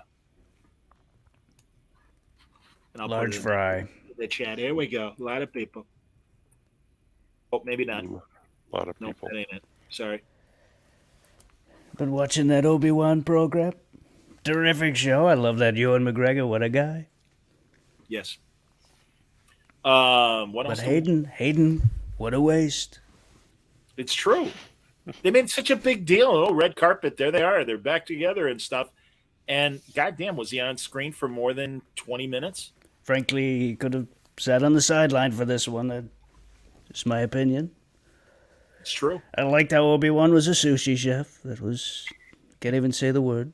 Cutting up the whale meat. Nice tuna steaks for his camel. Yeah, I like that. I always saved a piece for his friend. What else? I'm digging, as Scoot said, I'm digging The Boys. It's the best nerd show on TV. Last night I watched the first episode. I got season 1 from the library. They have I was going to say, they have that at the library? Good Lord. Do you go to that? Which branch do you go to, Scope? Do you go to the Herald Washington one? Or no, I go to the Lincoln Park branch on Racine and Fullerton. Sure. Dave Scheid. Is he around there? I believe I voted there. I didn't vote there for the primary, but I know I voted there for 2016, I believe, because I know 2020 I dropped it off. Very bad. I dropped off the mail ballot. A lot of people didn't like that. Thought it was unfair. All right, anyway. I know. Can't help it. Hey, Scope, do you get a kickback from the library? I should. Yeah. The number of times I've talked about them, I should. Sponsored by the Chicago Public. You know what? I just quickly want to give a shout out to Sue, one of the librarians there. She's terrific, lovely. Wonderful. She's always helpful, very helpful. She puts the books on the shelves for me. Decimal system. I order them online, and then you better believe Sue puts it on the shelf with care. I can tell you that. Hey, if people aren't aware, seriously, and the Chicago Library is part of it, it is a national thing with a lot of libraries. Hoopla is a fantastic free website source to borrow digital books and free streaming movies and free comics. And it's really great. It's really, really great. Gotta say it. A lot of people love Hoopla. They're talking about the Hoopla. In the library itself, too, they have a wide selection of graphic novels, a large selection of microfiche articles. Microfiche. Good, because I wanted to read that Look magazine about Doris Day from 1947. That's where we got our Don Knotts information. Skoke and I are looking up Look magazine and Life. That's right, ladies. Microfiche. Reader's Digest. I gotta tell you, I love it. Microfiche is where it's at. Microfiche. That's how I have been cooking my seafood. Microfiche. If Art was here, he would say microfeces. True. Is he still here? Art, hello. From all of us. I've been asking. Hope you're recovering. Hope you're healing well. Yeah. A lot of people love Artie. Would you I'm guys afraid like to because see... I have to go to the dentist tomorrow, so I'm afraid of what's going to happen. The tooth will set you free, Franco. Would we like to see what, Scope? I have a few record albums that I recently inherited from the library. Not from the library. These are collections. Someone sent them to you. These were left behind sadly by my grandma and my aunt who are no longer with us. Oh boy, they're going to be great. Kate Smith sings. Well, some of these. First, I'm going to show. These are some good ones. I don't know where these came from, but I'm so excited. Why they had them. But this is a good one. This is Superman. One of the. Oh, sure, those were great. Yeah, I remember those albums. I don't remember that specifically. That's a Peter Pan album. You're damn right. Yeah, the Killer Bees. There it is. No, Johnny, that's not Peter Pan. It's Superman. He just told you that. No, the label. Oh, wait a minute. No, put the back cover back up, Scope, because I want to talk about the label. Let's talk about it. You got City the label. Siege. You got Star of something there. I don't know what it is. And you got the Killer Bees, and of course the Man from Krypton, the origin. That's cool. Those are great. Here's another good one. This is also DC. This is Songs and Stories. Wow. Power Records. About the Justice League of America. You got the Flash, Aquaman, Plastic Man, Metamorpho, Wonder Woman. Each of them has a theme song. And apparently Aquaman's story, it says the defeat of the Dehydrator. That's a good one. The Metamorpho story with Fumo. I like how Metamorpho and Plastic Man both have the same neck action going. Yeah, they do. That's true. That's a good point. I'd like to see Johnny, Scoot, that's called design. Wow, look at that. Yeah. Hey, no suggestive. I shoot my missile at Wonder Woman. Next to Wonder Woman. I shoot my missile at her. Yeah, there you go. You might want to cross your legs, Wonder Woman. Incoming. 1975. This is from. Outstanding. Yeah. I was negative 5 years old. There are several Power Records that are on YouTube, and not only do they have the sound, but they show the comic book that used to come inside of it. Oh, there's another one. I bet I've seen that one. Yes. This is a Superman. This is a Power. What is it called? Power Records. Power Records. That's correct. Yeah. What are the names of the stories? We got Mystery of the Mad Minnows, P.O. Box 65, Witherspoon's Catalyst, and Alien Creatures. I remember that specific album. Look at that. There's Johnny riding on Superman's back. Everything's great, Superman. And we got from the other of the big two, we've got The Amazing Spider-Man, also Power Records, Invasion of the Dragon Men. Holy crap. I hate when they invade. And Return of the Conquistador. Yeah, we got the Mad Hatter of Manhattan, the Abominable Snowman, the Bells of Doom, Return of the Conquistador. There's a guy going, "Save me, Spider-Man! Oh, save me, Spider-Man!" Where's all his arch villains that he's got? Look at that! Look at that art, man. Are you kidding me? They may not have had the rights to them. They may have only had the rights to Spider-Man. That's true. Yeah, maybe for the licensing. I wouldn't have liked that. It cost $25 to license that. To license Dr. Doom. Here's a good one. Oh, nice. We got the Partridge Family Christmas Carol. Wow. Oh, by the way, Skoke, I found a great song that we need to do for next Christmas. I'm ready. It's called "It's a Marshmallow World," and Dean Martin did a version of it, and so did Seth MacFarlane. It's totally like a Sinatra kind of swinging Christmas song. It's a Marshmallow World. Yeah. Oh, Johnny Mathis did that too. I like that song. It's a Marshmallow World. Oh, there you go. Hey, everybody, how you doing? I'm welcome. Hey, Pavarotti. Hey, it's my paisano. He looks really happy. My version of Dominic the Donkey is on that song. Chiggity ching, chiggity ching. I'd like to hear his version. Smells like sausage. Then we got. Oh no, we already did this last time. Did Jim you say Neighbors. Smell his sausage? Hi, yeah, it smells like sausage. Oh. Would you like me to sing "Rapture" by Blondie? Oh, how about Barbershop Melodies? Fantastic! Look at the guy to your right. That's like no, yeah, they got, but yeah, what are they called? The Old Timers. The Old Timers. What name This some of the guy. songs for us from Barbershop Melodies, please? Oh, of course. Well, you got My Fair Lady, King. Oh no, wait. Let's see. Where are the songs? Oh, Strolling Through the Park One Day. For He's a Jolly Good Fellow. Old MacDonald Had a Farm. Go Down Moses, I Want a Girl. Is that a song? I believe that's one of the songs from the Bible that we Go don't down like to on Moses? What'd you say? Exactly. Go down, Moses. I've been working on the railroad. These are all great public domain songs. This is so fantastic. Go on. How about that old classic, There's a Tavern in the Town? There's a tavern in the town. I don't know that song. I never heard that one. Clementine Cradle Song. It's Clementine, sure. Beautiful Dreamer. Beautiful dreamer. Nobody Knows the Trouble I've Seen. Nobody knows the trouble I've seen. In the Good Old Summertime. Okay. I Dream of Jeannie. I dream of Jeannie with the light brown hair. That was, I believe, Stephen Foster. And the Old Timers close it out with Home on the Range. Oh, there he is. The guy on the right looks like Otis's brother from Andy Griffith in the white suit and the hat. Yeah. Hey, Andy, this is my brother. He's in the barbershop quartet. He looks drunk, like a drunk guy singing at karaoke at the bar. That's why. It's like, and also nice mustaches. Jesus. Like, especially the guy to the left of him there. He's got the fake one that the handles go in your nostrils and everything. So it sticks to your face. Like the plastic things that go up your nose to keep it in place. Yeah. The Old Timers. Is that it? No, you got more. One more. This is the last one. Keep them coming. This is fantastic. This I is love the last one I got for now. This is why we have you on the show. What are you talking about, man? We got The Sound of Banjos. Yes. Holy sugar. Ping pong percussion. Ping pong percussion. What some of the hits on the banjo? Oh, well, I mean, hits such as Ring the Banjo, Bill Bailey, Oh Susanna, Rings on My Fingers, Coming Through the Rye, In the Good Old Summertime. Nice. That's just side one. Side Holy two. Crap. There's another side. I mean, you got such hits as Arkansas Traveler, Stars and Stripes, Man on the Flying Trapeze, Rosie. Rosie, nice. Goodbye Little Girl, and finally, Bedelia. I believe that album was used in the waterboarding torture for our people at Guantanamo. Yeah, I think so too. When you're playing these, go.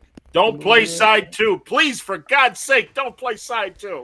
This is what I play while I read my large print Don Knotts book. Play a little banjos in the background. I believe it. That's all for now. Yeah, that's it for now. Little with Skoke's record collection. Just like I think Letterman that might back be in it the for day. me, guys. I gotta keep going. You know what I do want to say before you go? We didn't plan this show because we never planned this show, but I like that we planned it enough to have, theme songs at the beginning and then music at the end. I love this. I love that perfect. we planned this. We didn't plan anything. I was really expecting us just to talk about reboots and clown shoes, but Skoke, if you find more stuff like that, save it for the live pod. I should. Yes. Oh, That's you got to a good bring. idea. Yeah, it's a good idea. Yeah, bring. Franco's got to find a new list for the live. Actually, Skoke, yeah, if you find more stuff like that, just don't bring it up at all. That's another approach I could take. Wow. Yeah. I'll take once that. again, everybody, we want to point out that the podcast will be live at C2E2 Sunday, August 7th, 11:15 in the morning. Can we make it 3:15 so I can sleep in? And everyone in the picture will be there. Yes. So if you're watching this, if you're going to be in the area, come see us. Come say hello. We'd love to see you. And I'll have that red jacket on with the stripes, and I might have a special T-shirt that I'm going to surprise the guys with that I'm going to unveil at the podcast. Someone mentioned, and we really should make a T-shirt of Superman Blue with the red lettering. I like pink very much. Oh yeah, on the drawing there. We really should merch that. That would be very good. So. It does look good, yeah. And hey, if you're not already part of the I Like Pink Very Much Lois Facebook group, go join. You can see all kinds of stuff about Planet of the Apes, Bigfoot. Ring that notification bell. By the way, Marvel, did you see, got the license below. for Planet of the Apes, and they're going to yes, please like and subscribe. Hit the button. Hit the buttons. Word Balloon, the All Yeah Comics YouTube channel. It's all true. But Marvel's going to have the Planet of the Apes license starting next year, and they already announced they're going to do a big omnibus of all the old '70s Doug Munch stories from not only the regular comic book but the black and white magazine as well. That'll be cool. Those are great stories. Those are fantastic stories. I would still want to track down the second Andrew Gasca book, Planet of the Apes. Those are great. that Well, he you did. can get it on Amazon. Andrew's been on the show. Those are great books. You Yeah, can I get like it the at the first one. library, I'm sure. I bet I should look at the library. Yes. I think Andrew's done 3. I'm going to Planet of ask the Apes Sue books. next time I'm there. Sue, have you seen the second Planet of the Apes book? She'll probably You know know what's gonna exactly happen? where it is. You know what's going to happen? The minute you ask her, she's going to go, "Oh, I used to like Only in him." large print. I'm sorry. I was going to ask him out. But I found out he likes Planet of the Apes. Lose it. Well, wait till she no. sees my record collection. That's really gonna that's gonna Come on, end the maybe whole I'll thing. show you my vinyl. Hang on. Although, wait a minute, maybe she's into that. We don't know. Maybe she likes banjos. By the way, Gasca also wrote a great Space 1999 prequel book, and he also wrote a great Buck Rogers, Gil Gerard, and Aaron. What was her name? Aaron, not Aaron Moran. Gray. Aaron Gray. Thank you. Joni loves menthols, but Colonel Deering loved Buck Rogers. Exactly. Colonel Deering. Well, anything anybody want to plug anything before we go? Yes, we're going to be at C2E2, so you should come see us do a live podcast. Also, Saved by the Bell Reeve comes out in August, and Dead Man Tells Spooky Tales in September. And out right now. Tell us what's out right now. Oh, Agents of of Slam. There you go. Yeah, we just did that. There you go. Oh, And, Nicholas enjoys my haircut. Thank you very much. I'm going for the Christopher Pike look. Follow us when you see us, which is right now. I'm pretty sure I either have like a sunburn or I'm having a heart attack. One of those is happening. Yeah, I was wondering Exactly. You're about that. very red faced. We don't want Either you to way, die. I mean, how exciting! Yeah. It'll give you something to do. All right. So, a final word from our dear friend Jamie Farr. Hiya. Yeah. Podcast host. This is Jamie Farr from the TV series MASH. We should have got him to say, "I like pink very much," Lo. All right. Well, if you want to spend another $100, we could ask him more questions, I suppose. That was great. That thing. That was. Yeah. That That was might be good. one of the highlights Best- of the past few years. Johnny and I will, $100 we ever spent. Johnny, we'll talk and we'll see what other cameos we could get for the live show. It'll be fun. I guess. I mean, honestly, go through the website if you find somebody fun. Jamie But, Farr's hard to top. Well, my friend, for his younger brother, got the kid that was like the Scott Baio on One Day at a Time, Glenn Scarpelli, who was another one of those Tiger Beat kind of Sweet 16 people. Francis, you know who we got to get in at Terrificon? Michael Gray, Billy Batson from Shazam, because he's going to be there. True.